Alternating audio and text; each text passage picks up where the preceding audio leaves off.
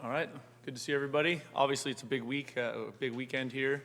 I want to wish Coach Lloyd and the basketball team and the basketball staff luck tomorrow night. I know it's a huge game here on campus. Really, really excited for them. Obviously, we're going to have a great crowd, and I expect University of Arizona and Tucson to rock McHale and create a great environment. And then our football team, we're going on the road, and we've got a big-time opportunity, big-time opponent. Sold-out arena, senior day, all that good stuff, and we're playing a really good football team on the road. So we've had a great week of practice. I'm excited about where we're at. I'm excited about how our players continue to attack all phases of their process, whether that's academic, weight room, training room, practice, meetings, and so this is just a big-time game, and we're looking forward to it. Start with Jason. I know it's important every week, but especially when you're on the road, hostile environment, like you mentioned. How important is it that this team does get off to a fast start or, a successful start early in the game? Well, I think that's critical, especially because, with like that crowd and just what their fan base is and just how rowdy that can become, and so you would like to get a good start in the game and that you feel good about where you're at and try and keep that from becoming a frenzy in their stadium. I felt like we've experienced some of that this year, both the good side and the bad side of that, and so I think it's really important. In the last two road games, how important has the turnover battle been, and how's that maybe hurt you guys? Yeah, I think that's been, I think that's one of those statistics that always leads to the outcome. It's one of the best predictors of winning and losing, and so obviously, Noah needs to do a great job with where he goes with the football. We got to do a great job of protecting him against a really good defensive front. And then anybody that carries it needs to be strong with the ball and really keep 4 points of pressure and understand how important it is that they're possessing it, that they at the end of the play they hand it to the official. David? They have one of the more talented wide receivers in the conference in Jack Beck. What have you seen from him on tape, and what's going to make him difficult to defend for you? Well, I think their whole group is good. You know what I mean? They do They have a great combination of big bodies and speed, and I think that's part of it. They have multiple guys with around 50 catches. So, Hoover's doing a great job at distributing the football. Coach Dykes has always been one of those guys that's been really creative offensively and done a good job of quarterback play and then, also, attacking you down the field. And so that's one of those things that, with our players in the secondary, with them seeing the looks and them having how comfortable can we get with the speed of it and dealing with each of those players individually, but then also the scheme and the quarterback and the running back combined. With the press coverage that TCU does against the pass, what is the important thing for the receivers to do to be able to neutralize that? Win fast. Yeah. What is that? So, it means what it says, right? That's one of those things when you're working against a press defender, the longer you're standing face-to-face with him, this is wide receiver coaching 101, the longer you're face-to-face, the longer you're not winning. So you want to press him vertically as fast as you can. And so we got to do a good job of either moving him and getting to an edge and getting vertical as fast as we can, right, or being physical at the line of scrimmage and creating some space so that then we can operate and get downfield. Justin? Kind of go along with Jason's question about starting fast, getting the run game going. That really hasn't been the case in the road contest. How can you guys make sure that that's a thing throughout the course of the game? No, I think you're exactly right. And finding some stuff that we're comfortable with, depending on what we're seeing from them. They had a bye. So is there any new stuff or anything that we got unscouted looks that we have to figure out when we get into our run and pass game? That'll be a lot about what those first few series are all about, is finding out, are we getting what we thought we're going to see, or is there something new that we're having to deal with that's presenting a new challenge? Jason?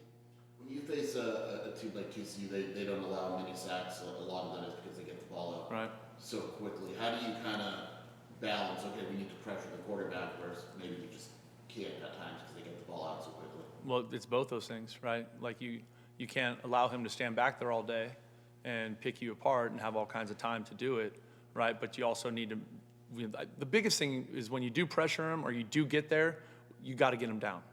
You got to make the tackle, and I think that part of it is a huge point of emphasis for us. And then obviously the longer he has, the more those great receivers and those other players have a chance to operate and find space and that type of thing. So I think there'll be a good balance of pressure and playing it straight. Brian, do you expect Chase Kennedy to be available for this game? I do. You had said, I think Malachi Riley has one game left. Are you saving that for the regular season finale? Or? That remains to be seen. With the defense that you guys used last week was really good against the run, very effective. How do you approach TCU this week? It's way different. Like those two things are not even close. You know, I think Hoover is just a much cleaner, a much better thrower than Zion was. You know, so that's two totally different worlds. So they don't even correlate. And then the mindset going into this week. Obviously, there's 2 games left, but how do you get the team focused for this game?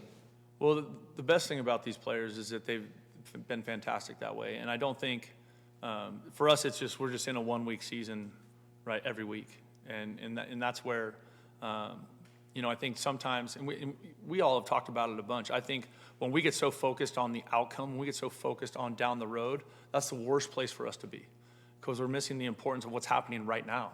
We're missing the importance of this meeting or this rep at practice or whatever, or this game or this opportunity. So just everybody's been so locked into what we need to get done today, and that has been a consistent message for us, you know, really heavily the last month, and trying to make sure that, you know, that we can't worry about what's down the road, because none of that matters.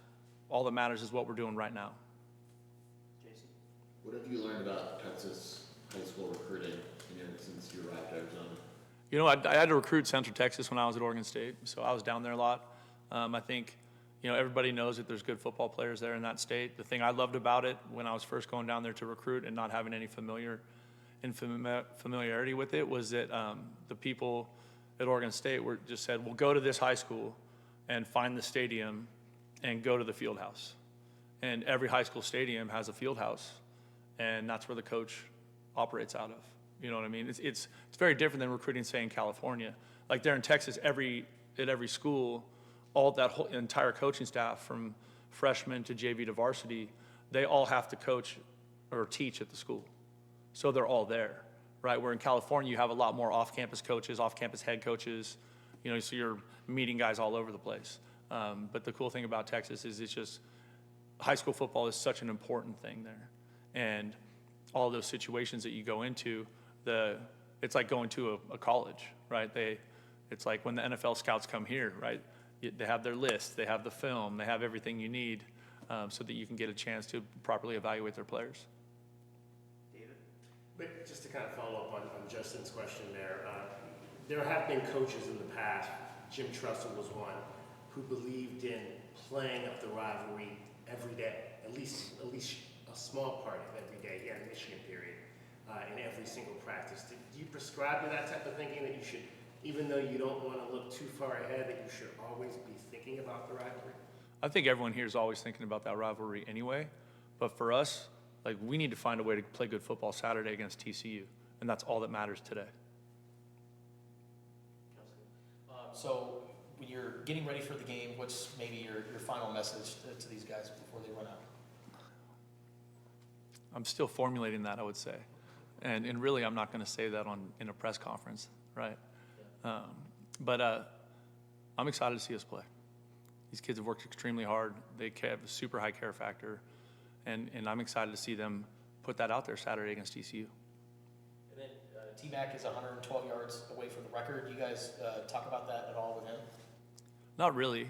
You know, I think he's such a great player, and obviously we missed him the other night on a couple that would have been big plays for him. So, you know, he's one of those guys that's going to make plays, and we have to give him a chance to make those plays. Any more questions? David? Brent, how would you describe your pregame messages? Are you a fiery type of pregame guy? Are you a more business-like type of pregame guy? Does it change from game to game? It's funny. This is such a strange question.